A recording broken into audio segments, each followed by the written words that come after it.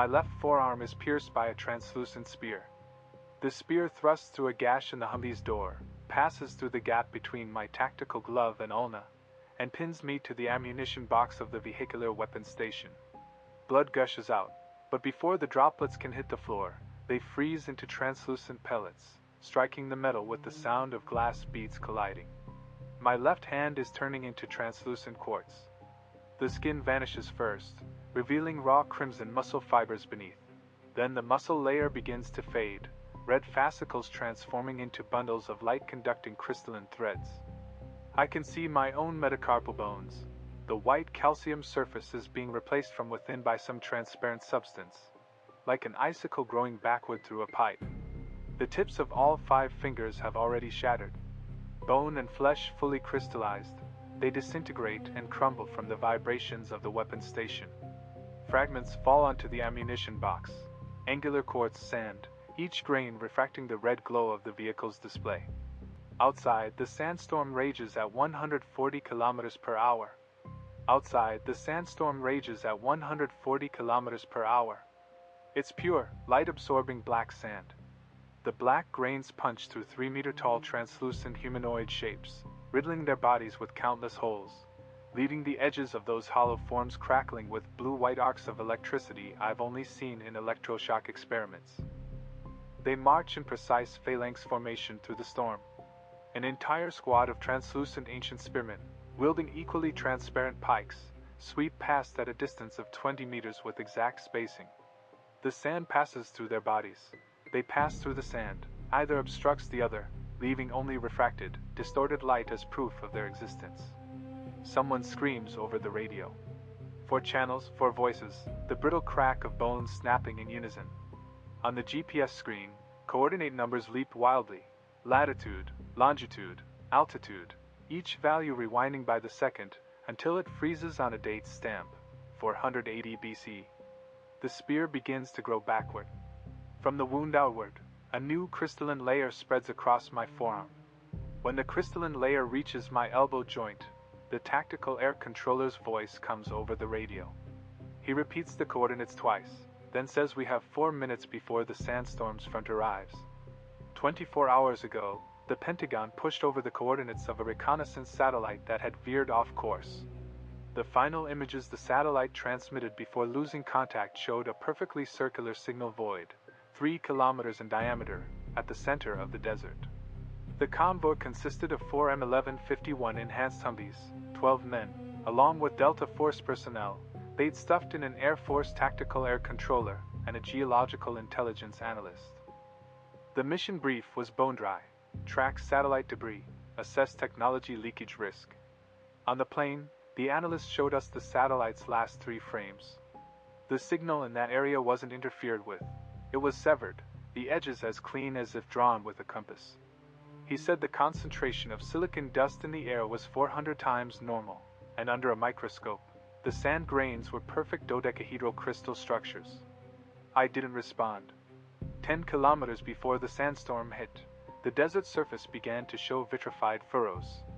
Something had melted the sand into twisted glass conduits, bottomless, with resonant grooves carved into their inner walls in cuneiform script. When the Humvees rolled over them, a high-frequency hum vibrated through the chassis, and all electronics simultaneously flickered with a layer of static snow. The analyst tested the conduits, and said the melting temperature must have been at least 1,600 degrees Celsius. But the outer wall temperature was lower than the surrounding sand. He'd barely finished that sentence when the sandstorm's front appeared on the horizon. It was a black wall. Vertical.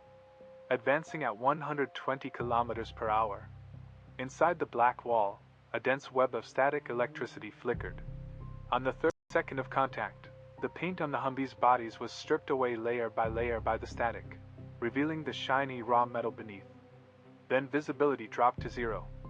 Thermal imaging showed pure white noise. The rangefinder returned negative values for the silhouettes moving within the dust. The radio suddenly cleared all channel noise and broadcast a clear audio clip, thousands of voices chanting in unison. Voice analysis showed the sound didn't come from any human throat. It was the sand grains themselves vibrating, each grain acting as an independent microsound unit. The lead vehicle called out that the GPS coordinates were rewinding, latitude and longitude jumping backward wildly, the year plummeting from 2026 back to 480 BC. Terrain matching showed we were standing on an ancient road that didn't exist on any modern map. No sooner had we formed a circular defensive perimeter than the soldiers deploying sensors stepped through the sand. 2 meters beneath the collapsed layer lay a bed of quartzified human skeletons. Hundreds of translucent crystal skeletons arranged in combat stances, each with a pulsing electrostatic orb embedded in its chest cavity. The orbs blinked at a consistent, synchronized, uniform frequency, like they were breathing. The tail vehicle called over the radio. "Something's forming ranks in the storm." I swept the starlight scope to the right flank. The dust no longer held mere shifting silhouettes. A dozen translucent humanoid forms were advancing in formation. 3 groups of 4, converging from 10 o'clock, 12 o'clock, and 2 o'clock. The sand beneath their feet wasn't crushed underfoot. It rose in waves before they stepped, forming solid crystalline paths that glowed with cold light. Their advance held steady at 60 kilometers per hour. The rangefinder jumped from 600 meters to 400 in just 12 seconds. I squeezed the M2's butterfly trigger. 3 armor-piercing incendiary rounds spat out, their tracers twisting into visible blue arcs as static warped their path through the sandstorm. The first struck the leftmost sand soldier square in the torso. The round punched through its transparent crystalline body, sending a spray of grit flying. A fist-sized hole opened in its chest cavity, and within 1.2 seconds, sand at the edges began to regrow from the walls inward, sealing the void. The second hit the same target in the head, same penetration, same regeneration. The third struck its leg. It didn't even slow down. The ranger in the passenger seat opened up with his M4 carbine. The moment the brass-jacketed round struck the crystal surface, a visible physical change occurred. The bullet began to crystallize from the point of impact, turning transparent, then shattering into quartz dust that scattered in the storm. He ejected the magazine and glanced at it. Frost-like crystalline patches were already spreading across its casing. He tossed it out the window. The metal magazine crystallized midair, shattering into sand when it hit the ground. A 3-meter-long crystalline spear punched through the bulletproof glass of the lead Humvee. The angle of penetration came from 9 o'clock. One of the sand soldiers had deformed its right arm mid-charge. The entire forearm elongated and narrowed from the elbow, its crystal structure reconfiguring into a spear tip in 0.3 seconds. The tip pierced the glass, passed through the headrest, and slid past the edge of the driver's ballistic plate on his right shoulder, exiting through the shoulder blade. The spear immediately began to grow in reverse, sprouting crystal spines from inside the wound outward. A second sand soldier split its torso. The upper body dissolved into 12 independent crystalline chains, each 5 centimeters thick and tipped with barbs. The chains coiled around the Humvee's roll cage and began to tighten, the metal screaming in fatigue.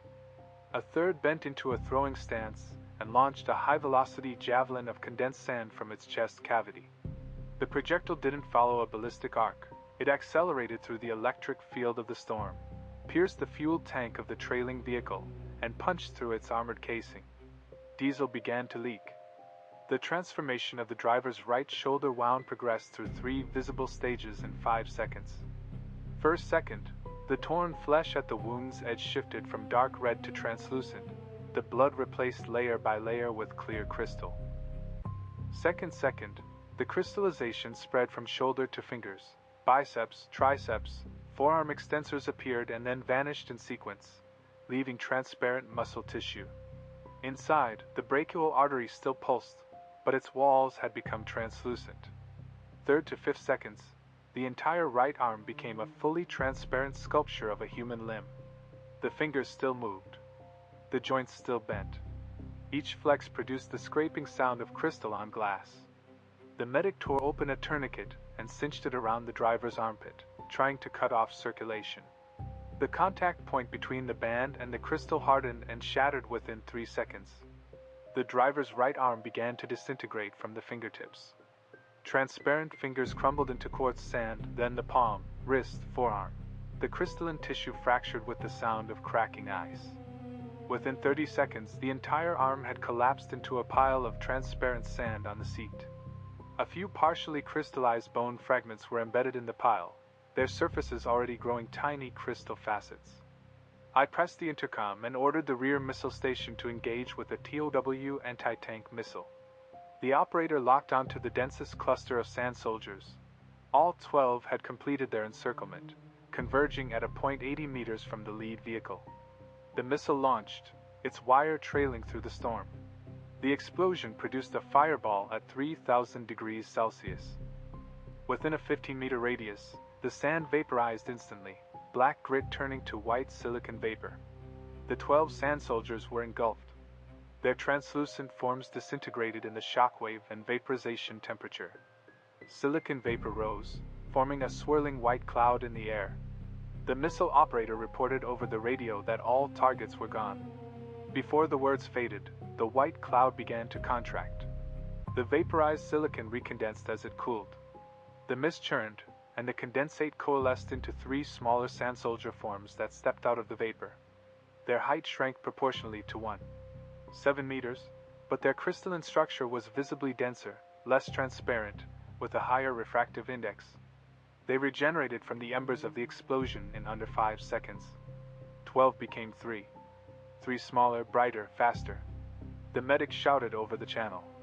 The heat is fueling their fission and reproduction. 3 downsized sand warriors reformed into a new formation and charged at each of our remaining 3 Humvees at even greater speed. Each warrior morphed both arms into spear-like protrusions mid-sprint, while the crystalline structures in their torsos began to spin. The electrostatic field generated by this rotation trailed a blue discharge wake behind them. Out on the sand, the cuneiform grooves within the vitrified trenches suddenly lit up in unison, transforming the entire desert floor into a colossal circuit diagram of glass conduits. The Humvee's chassis began leaking current to the ground. Every electronic screen simultaneously displayed an identical data stream, ancient Persian numerals scrolling at 60 frames per second. The onboard computers couldn't parse it, rendering only garbled code. On the navigation screen, the coordinates froze solid on a timestamp from before the Common Era, unmoving. The ancient Persian war chant blared again over the radio, this time with a distinct repeating pattern in the voice-print waveform. The analyst shouted his assessment over the channel. They're echolocating. We're locked on. 7 seconds after the TOW missile's fireball dissipated, 400 sand warriors halted in unison. They didn't retreat, didn't reform. There was no transition frame from extreme motion to absolute stillness. 400 translucent humanoid figures stood at standard ancient Persian infantry spacing, forming a perfect circular encirclement 200 meters out, with us at the center. Sand grains continuously sloughed off their surfaces, but the humanoid forms remained utterly still. The analyst spoke again over the channel, his voice rapid. The silicates in the sand lose their charge under specific sound frequencies. The sand warriors rely on static electricity to maintain their crystal matrix. If the vehicle radios continuously emit white noise at 120 decibels, we can temporarily disrupt their sonar system. All Humvees switched radio modes simultaneously. White noise blasted from the external speakers, detonating an undetectable sound field within the sandstorm. The sand warrior formation didn't vanish, but their outlines began to tremble slightly, their edges blurring. The analyst followed with a second statement. They've stopped attacking. They're waiting. Using this window, the medic performed emergency treatment on the wounded. After isolating the driver's right arm stump from the sand, the crystallization halted its spread. The medic retrieved a portable microscope and took a sample from the stump. The image under the lens was relayed to my tactical tablet. The carbon-based molecules of the wound tissue were being replaced layer by layer with silicon atoms. The carbon backbone of the DNA double helix had become a silicon-based double strand. A blood test showed the driver's blood silicon concentration exceeded normal levels by 200 times. Red blood cells floated in a suspended state within the plasma, each cell's surface coated with a ring of tiny silicon particles, slowly penetrating the cell membrane. The analyst pulled up a composite overlay of the satellite's last 3 frames and the current terrain. He pushed the comparison to all vehicle screens. The signal void was a perfect circle 3 kilometers in diameter. Its center was right beneath us, a buried ancient palace site, smothered by dunes. He called up ground-penetrating radar imaging data. The palace floor plan revealed a concentric ring structure, 12 outer chambers and a central hall. The density of the entire structure's wall material matched pure quartz exactly. He said one thing. The whole area is a smelting furnace. The hearth is right where we're standing. As his words faded, the gunner on the trailing vehicle shouted from the roof. I switched to the wide-angle camera on the roof-mounted weapons station. At the top of the sandstorm, within the vortex's core, the clouds were splitting open. A 500-meter-wide hole formed at the storm's apex. The cloud walls at its edge rotated counterclockwise, accelerating. Standing dead center in that void was a figure, over 6 meters tall, a Persian crown atop its head. Its body was opaque, a deep gray, with countless crystalline bones spinning inside. Suspended within it were countless skeletal remains, human, animal, and those of an unknown creature with an elongated skull and an overly dense spine. It descended slowly in the eye of the storm, standing on a column of black sand drawn up from the vortex. It had no eyes. Where its eye sockets should be were two inward spinning sand whirlpools. The trailing gunner's voice came over the radio. Voice print analysis showed his vocal cord vibration frequency was being synchronously interfered with by an external signal. After he spoke his final word, the white noise from the vehicle radios was suddenly suppressed. All 400 sand warriors took a single, synchronized step forward. Just one step. Then they froze again. The sand warrior phalanx snapped from stillness back to full speed assault in the same instant. 400 humanoid forms split into two tactical clusters. 200 sand soldiers in the center charged in a wedge assault formation, while 100 on each flank liquefied their bodies mid-stride, torsos, limbs, and heads simultaneously losing their humanoid contours, dissolving into torrents of sand that seeped into the ground. The desert surface bulged into two half-meter-high sand ridges, each arcing outward in a flanking maneuver, like submarine periscopes slicing through water. Where the sand ridges advanced, grains were churned up but never fell back, suspending in midair, arranging themselves into crystalline matrices that rotated slowly. When the central cluster closed to 50 meters from the lead vehicle, the first rank executed a split-body attack. They didn't keep running. Instead, they self-disintegrated at full sprint. The humanoid forms split from the crown of the skull down the center line of the torso, each half shattering into hundreds of 30-centimeter-long crystal javelins. The process consumed no time. The instant the humanoids vanished, the javelin clusters had already formed. 2,000 javelins, propelled by sandstorm wind speeds and the inertia of their own fragmentation, shot toward the lead vehicle. Over 40 struck the body and windows. The bulletproof glass shattered its inner laminate on the fourth hit. The fifth pierced through the breach, the sixth through the same hole, the seventh and eighth following in succession. Inside the lead vehicle's cabin, 4 soldiers were struck simultaneously by multiple javelins within 1.5 seconds. The sergeant was pinned to his seat by 5 javelins, 2 in the left chest, 1 in the abdomen, 1 in each leg. There was no significant bleeding at the wounds. Blood was absorbed into the javelin shafts the moment it contacted the crystal surface. Quartzification advanced from all 5 wounds toward the center of the torso. The subcutaneous fat layer turned transparent first, then the muscle layer, then the organs.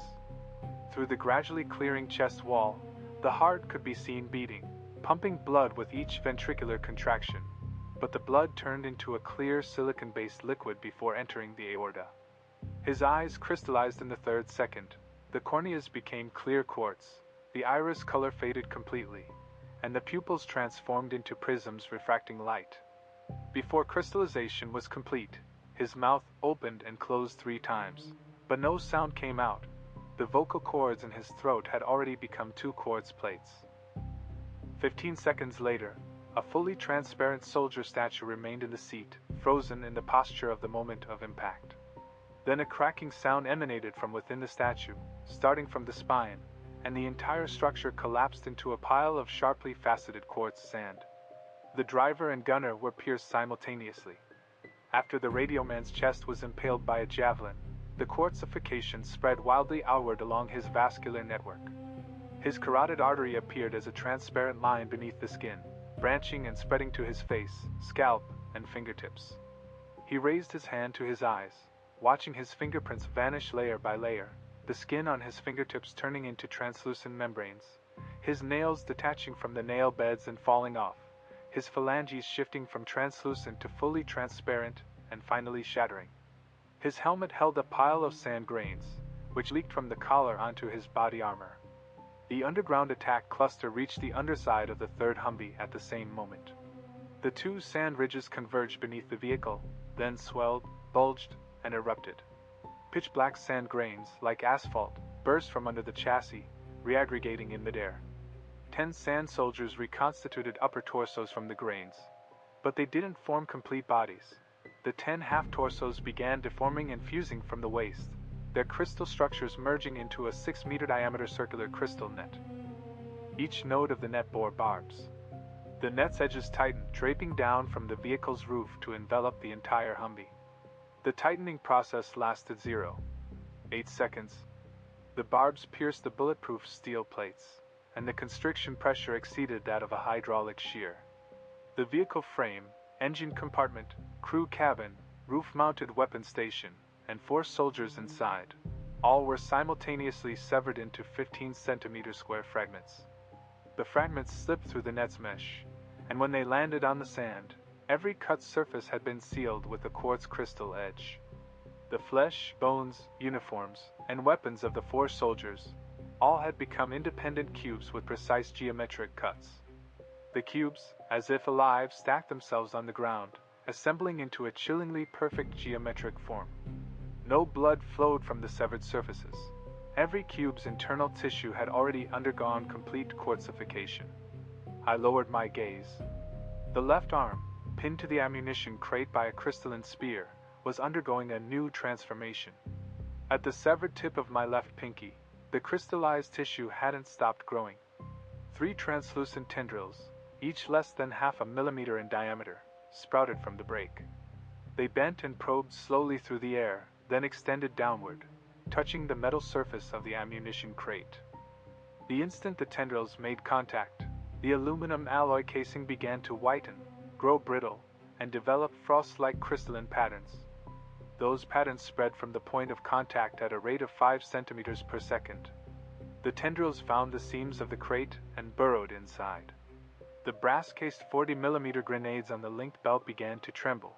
One by one, quartz textures emerged on their surfaces. The crystallized grenades started to glow from within, a cold luminescence born of activated silicon-based material.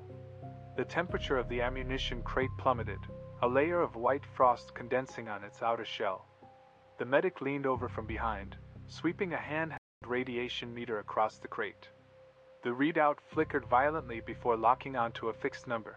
The radiation wavelength matched exactly the frequency of the electrostatic light spheres inside the Sandman's thoracic cavity. The analyst crawled over from the second Humvee, clutching a handheld spectrum analyzer.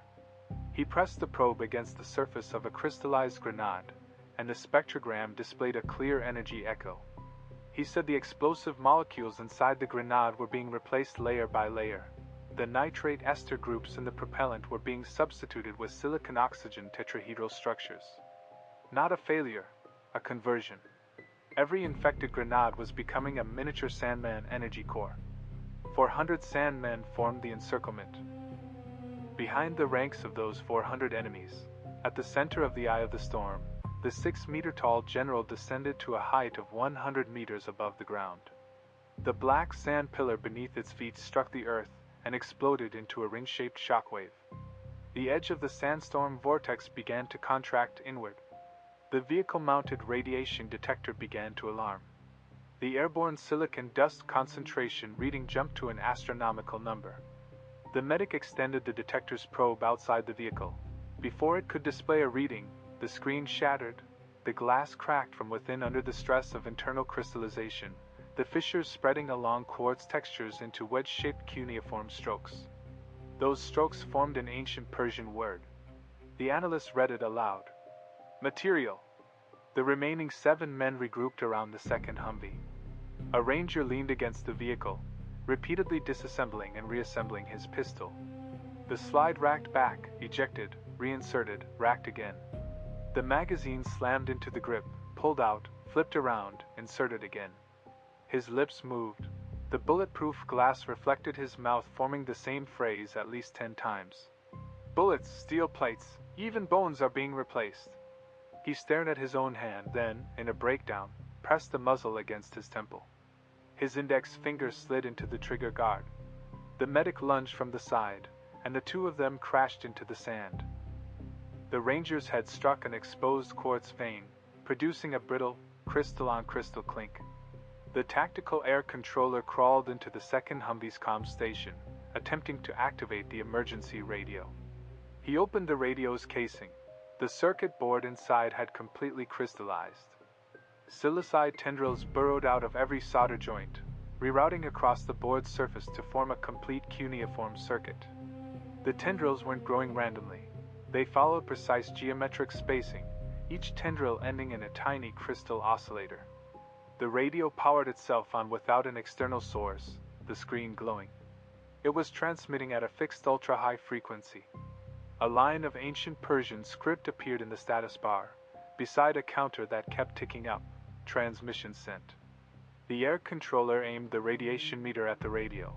The display showed the signal's destination coordinates were directly above us, 100 meters up, directly beneath the general.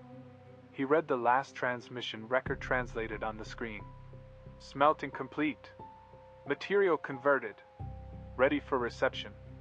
The medic climbed off the Ranger, retrieved a portable microscope, and aimed it at the stump of my left arm.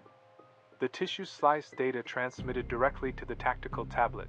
The crystallization was displacing cells from the inside out. Under the microlens, the carbon-based flesh defenses were collapsing entirely. Silicon atoms spewed their way in, pushing out carbon atoms like a virus, from the mitochondria straight through the nucleus, forcibly restructuring every strand of DNA. The double helix was slowly transforming into a thicker, brighter silicon-based chain. The medic shut off the microscope and pushed a blood test report toward me. My blood silicon concentration exceeded the normal level by over 2,100 times, surpassing the saturation threshold for solid crystal precipitation from blood. The crystallization had already spread to my shoulder joint. Crystalline patches appeared on the wall of my subclavian artery, each one grinding against the vessel's inner lining with every pulse. The analyst called up the remaining supply data for the 4 Humvees on his tactical tablet. He tallied item by item: vehicle-mounted thermite incendiary grenades, diesel fuel, 40mm grenades, 50 caliber armor-piercing incendiary rounds, hand grenades, and smoke canisters. The total energy yield of all explosives and combustibles equated to 200 tons of TNT. He continued calculating. The crystal matrix energy density within a single Sandman, multiplied by the 400 Sandmen currently surrounding us, divided by the estimated volume of the black sphere inside the general's body, yielded a number that precisely matched 200 tons. He pushed the results onto every screen. If all our ammunition is absorbed by crystallization, the number of Sandmen it could create is 10 times what's encircling us now. The sergeant, using his still functional right hand, pulled out a grenade and handed it to me. His left hand was completely crystallized from the elbow down. Through the transparent forearm, I could see the crystalline cross-sections of his radius and ulna. His voice, filtered flat by the gas mask, said, "While I'm still conscious, shove one into my skull. After I shatter, you can still reclaim the explosives." I reached out to take it.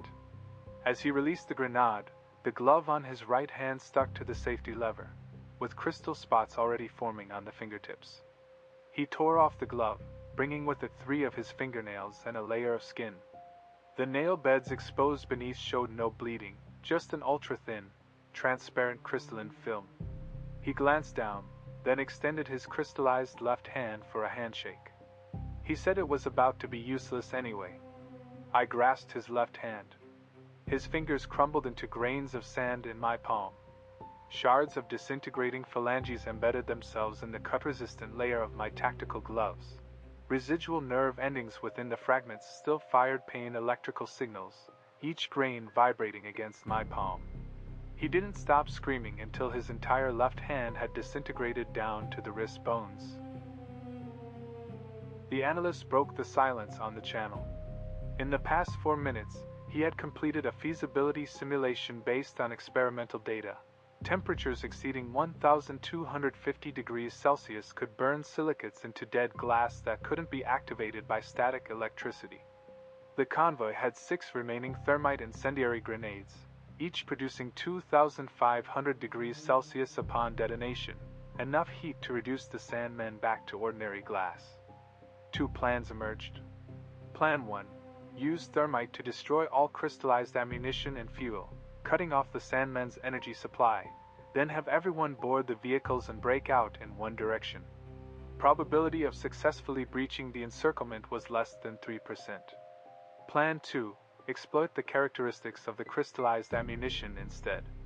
The internal crystal structure of the already infected 40mm grenades had synchronized with the Sandmen's energy core. Strap the thermite to a crystallized grenade, detonate it, and the resulting heat would be transmitted directly to the General's energy core through crystal resonance, melting it from the inside. The third plan was mine. I pushed the tactical tablet aside and pulled up my own radiation detection data. The radiation frequency emitted by the crystallized tissue on my left arm matched the static frequency of the black sphere beneath the General's feet exactly. The medic confirmed this. The silicates inside my body and the General's core shared the same electrostatic oscillation peak. The 400 Sandmen identified friend from foe based on this frequency. My body was being read by them as a friendly material in the process of conversion. "I can carry the thermite up to the General," I said. The medic vetoed on the spot. He tapped the X-ray image on the tablet with a hemostat. The crystalline plaque on my subclavian artery had already covered 40% of the vessel's cross-section. If it dislodged, it would be an aortic embolism. The crystallization had climbed from my shoulder joint to my heart. At the current rate, it would take less than 8 minutes. If I walked the thermite up to the General, the qualification would be complete just as I arrived, and my body would shatter into a pile of sand before I could ignite the thermite. Team vote. All 6 rejected my solo assault option. The medic decided on surgery, excise the already crystallized tissue from my left arm, physically halt the spread before the crystallization crossed the shoulder joint into the chest cavity. He laid out his surgical tools. No anesthesia. He clamped the brachial plexus nerve bundle under my armpit with a hemostat and severed the nerve signal conduction directly. The incision ran from the lower edge of my scapula to my armpit. He peeled back the skin and deltoid muscle, exposing the already translucent humerus and surrounding tissue. The sound of the blade cutting through crystallized muscle was like slicing glass. He detached the entire left arm from the shoulder joint. The severed joint capsule emitted the crack of a quartz tube breaking. The detached arm hit the floorboard and shattered into 3 segments.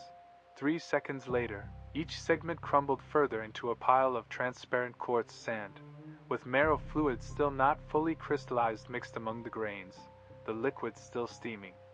The field surgeon sutured the severed vessel stump and pressed a hemostatic gauze over the wound. Blood spurting from the stump soaked into the gauze, its color rapidly shifting from dark red to a lighter hue. The serum in the blood began to coagulate into a gel-like silicon precipitate upon contact with the air. He drew a tube of blood for an on-site test. The blood silicon concentration. I could read the data from his face the moment he checked the results.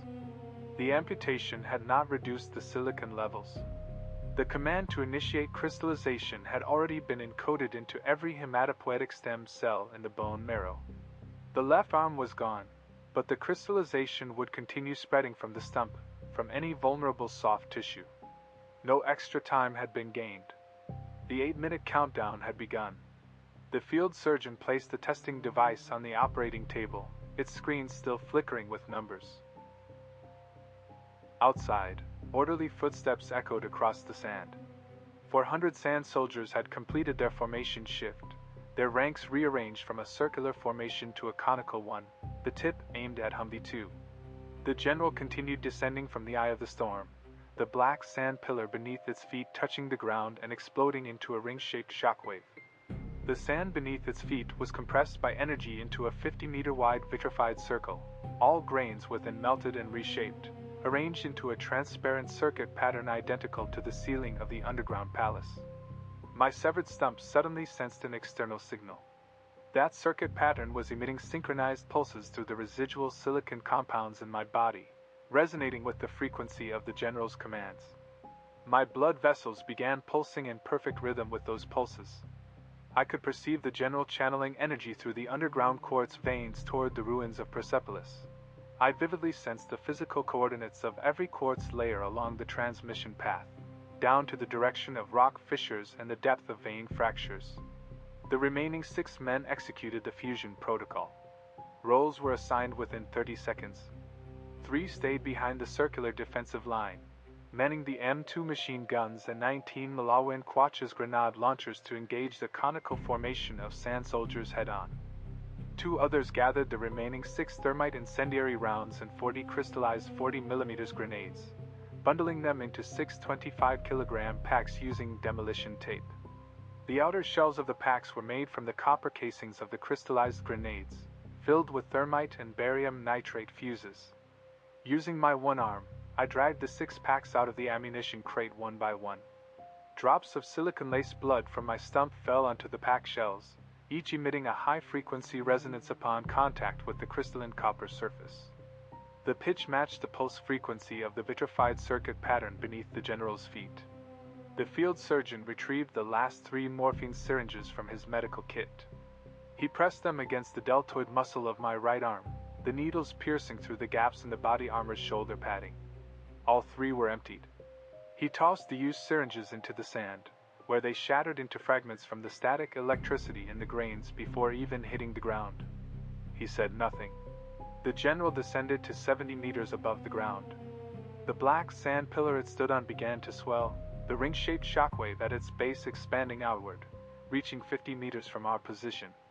Wherever the shockwave passed, the surface sand melted into transparent glass tubes, their wedge-shaped text grooves illuminated. The entire desert surface transformed into a vast Persian cuneiform circuit network. Electric currents flowed through the tubes from the outer perimeter inward, converging at the vitrified circle beneath the general's feet.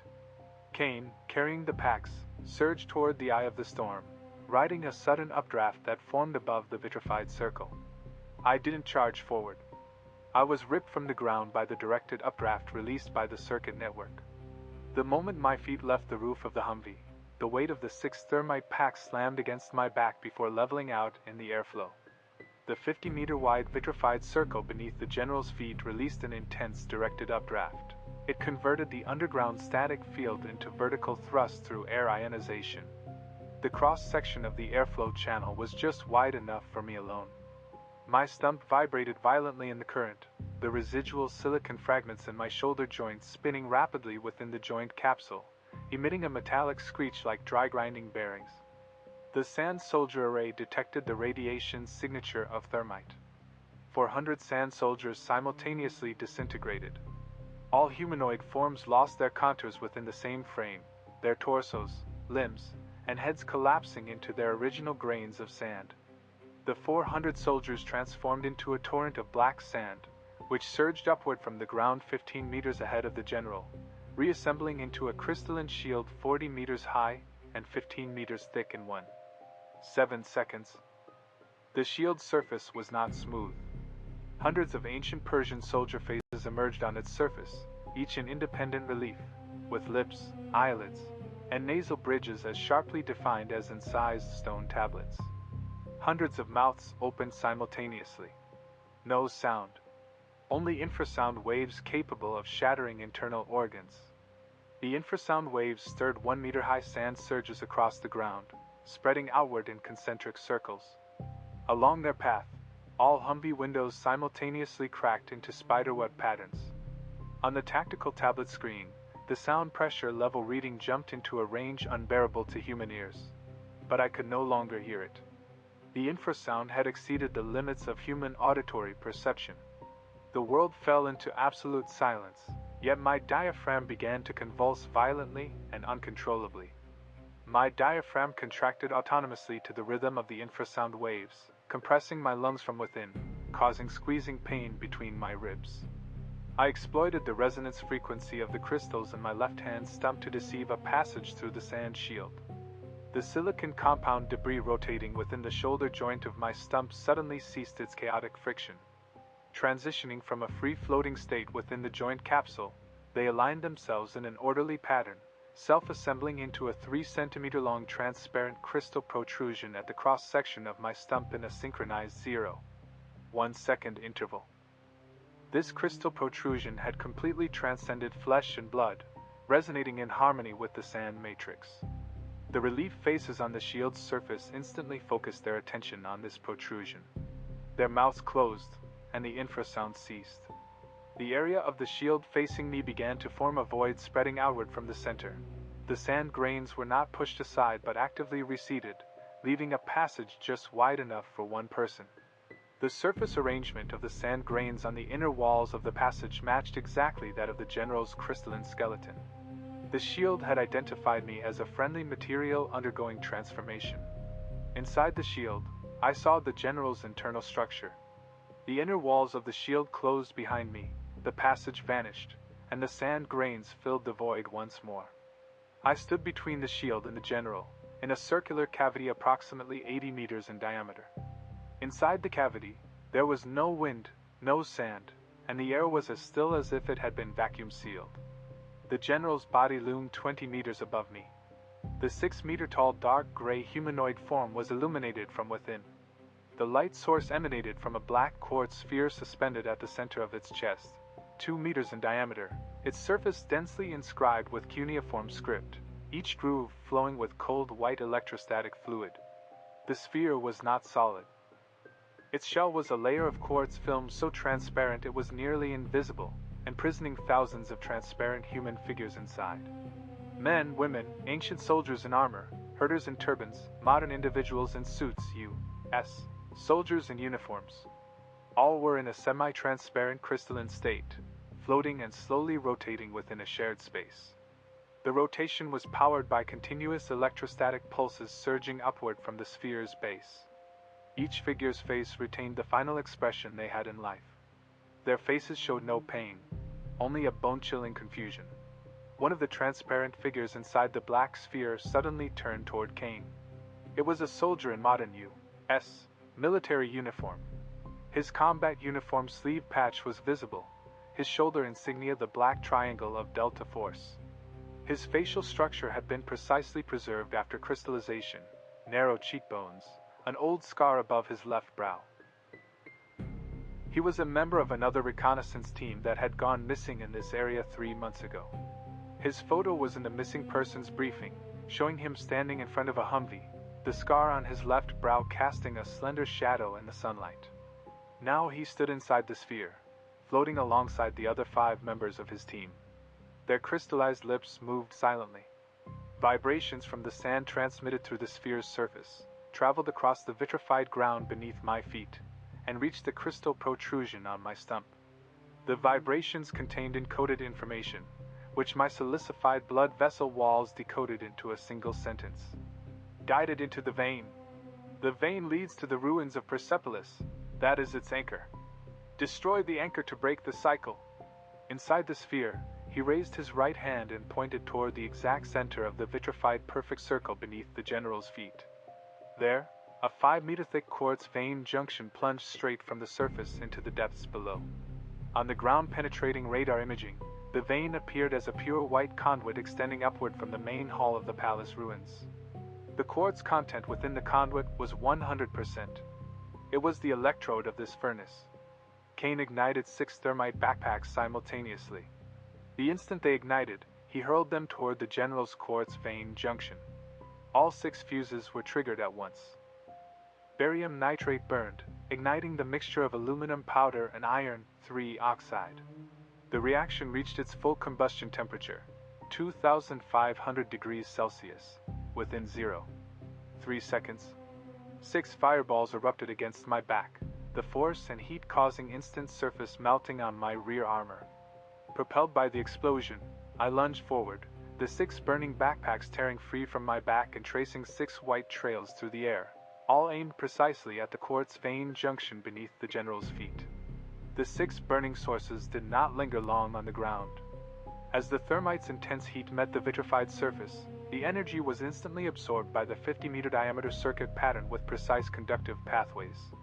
The heat converged inward along the glass conduits toward the quartz vein junction, then traveled down the 5-meter thick quartz vein like electricity through a wire. The burning path emitted a crimson pillar of light visible to the naked eye, piercing through layers of sand, sedimentary rock, and geological faults, burning through 2 millennia of accumulated strata all the way down to the stone foundation buried deep beneath the underground palace. The anchor point of the Persepolis ruins was an obsidian altar 80 meters below ground.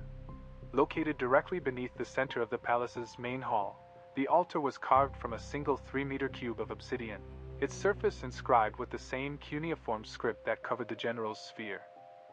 When the intense heat reached its surface, the obsidian began to flake away layer by layer from the inscriptions. The shards melted into lava within the heat, then vaporized. The altar structure underwent an irreversible phase change under the temperature, transforming from crystalline obsidian into amorphous silicate glass. The crystalline order of the anchor point shattered, and the circuit through which the general channeled energy into the underground quartz vein was instantly severed. The general's black sphere began to disintegrate as the anchor point was destroyed. The electrostatic fluid within the cuneiform grooves on the sphere's surface extinguished in the same second. Concentric cracks radiated from the inside out across the black quartz shell. The first crack appeared at the upper left of the sphere's apex, 10 centimeters long, its edges turning from black quartz into transparent ordinary glass the moment it split. A second crack emerged from the lower right, then a third, a fourth. Cracks spread across the shell like turtleshell patterns, accelerating as they went. The shell bulged outward at the fractures under the pressure of thousands of transparent humanoid forms inside. Finally, the sphere exploded from the top, shattering into vitrified ordinary quartz fragments that flew faster than bullets, ricocheting and colliding inside the general's chest cavity, punching dozens of holes clear through its dark gray body. The thousands of silicon-based consciousnesses inside the sphere were released at the same moment. Transparent human biomass surged out from the breach in the shell, each retaining the form it had in life. They drifted out of the general's chest cavity, dispersing in all directions, floating aimlessly in the hollow eye of the sandstorm like a school of deep-sea fish. Among them were the Delta Force soldiers who had gone missing 3 months earlier. They turned toward me, all their transparent mouths opening at once, emitting a unified frequency of sand-grain vibrations. Decoded, it was a precise geographical coordinate, pointing directly to the collapsing underground palace beneath its feet. The general's 6-meter-tall body began to implode. Its head collapsed first, the crown shattered, then the entire head folded inward from the jaw, retracting into the chest cavity. The torso followed, collapsing along its central axis, all its rotating crystalline bones crushed, emitting a continuous brittle crackling under the compressive force. The implosion generated an intense gravitational field, pulling surrounding air, sand, and even the newly released transparent humanoids toward the vanishing center of the general's torso. The gravitational field extended 1 kilometer in radius, centered on where the general had stood. The rotational structure of the sandstorm vortex began to break down, its spin shifting from counterclockwise to chaotic turbulence. The sand grains lost their suspension, starting to fall straight down from the sky. The sandstorm ceased abruptly as the energy source collapsed. Sand particles rained vertically from the sky, black grains settling on my helmet, shoulder pads, and tactical tablet. The scratch-resistant glass surface of the tablet was pockmarked with fine white specks from the sand. I was pushed outward by the tidal forces of the collapsing gravitational field, my body tumbling sideways in the air. The siliconized tissue from my amputated wound stretched into thin filaments in zero gravity, snapping and fragmenting midair. The impact of my landing pinned me to the frame of the Humvee. The last image I saw was the general collapsing into a gigantic, 500-meter-wide vortex of sand, the vortex plunging vertically downward, dragging 400 sand soldiers, all the grains of the black sandstorm, and the debris of its own disintegration into the bottomless pit at its center. The echo from the pit's depths was a single sound, millions of tons of sand cascading over the stone dome of the underground palace. like a waterfall rushing into an abyss. Layer by layer, the palace was filled with sand, the cuneiform circuitry inscribed on its walls extinguishing from the lower levels to the upper ones. After the last layer of text faded, all the vitrified pipes within the 3-kilometer circular area shattered simultaneously. The sound of the pipes fracturing spread outward from the underground, like ice cracking across a lake, the fissures covering the entire signal dead zone within a minute. Then, all was silent. 15 minutes after the sandstorm ceased, satellite signals were restored. The first rescue helicopter arrived 40 minutes later, its rotor wash blowing away the residual sand to reveal the complete cross-section of the vitrified pipe network beneath. They found 6 survivors. I had suffered 37% second-degree burns, and my left arm was amputated below the shoulder, the stump now hardened into a spontaneous eschar due to the combined effects of the burns and silicon deposition. As I was evacuated, I took one last look at the GPS screen. The coordinates had stopped regressing, fixed at 33 degrees north, 41 degrees east, a location not on any modern road or military outpost. The Pentagon's investigation team conducted a 17-day directed excavation 80 meters below the area where the sandstorm had vanished. They unearthed the foundation of a palace from the Achaemenid period, carbon dating showing the building stones to be 2,500 years old. Under an electron microscope, the oxidation layer on the surface of the stones was measured to be only 72 hours thick. A precise map composed of black quartz sand covered the main hall's floor, pinpointing the coordinates of 12 ancient sites with similar structures across the world's 7 major deserts. Beneath each coordinate, a year was inscribed. The most recent was 2029, pointing to the Tenere region of the Sahara Desert. Military Hospital. During the debridement surgery on my amputated limb, the military surgeon extracted a transparent grain of sand, 1.5 millimeters in diameter, from the deep facial tissue of the wound. When placed in sterile saline on the disinfection tray, the grain rotated clockwise on its own for 17 seconds. The temperature of the saline rose from 22 degrees Celsius to boiling during this rotation.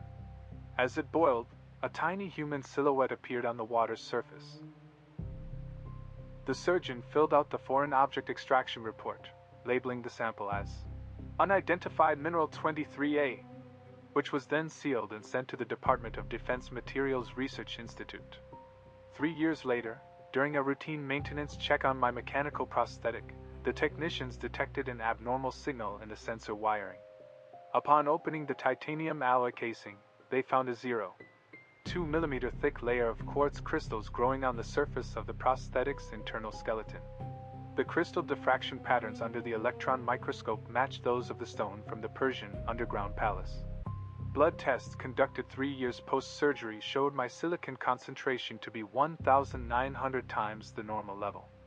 X-rays revealed progressive quartz deposition in the cancellous bone of my shoulder stump, accumulating at a rate of 0.03 millimeters per year.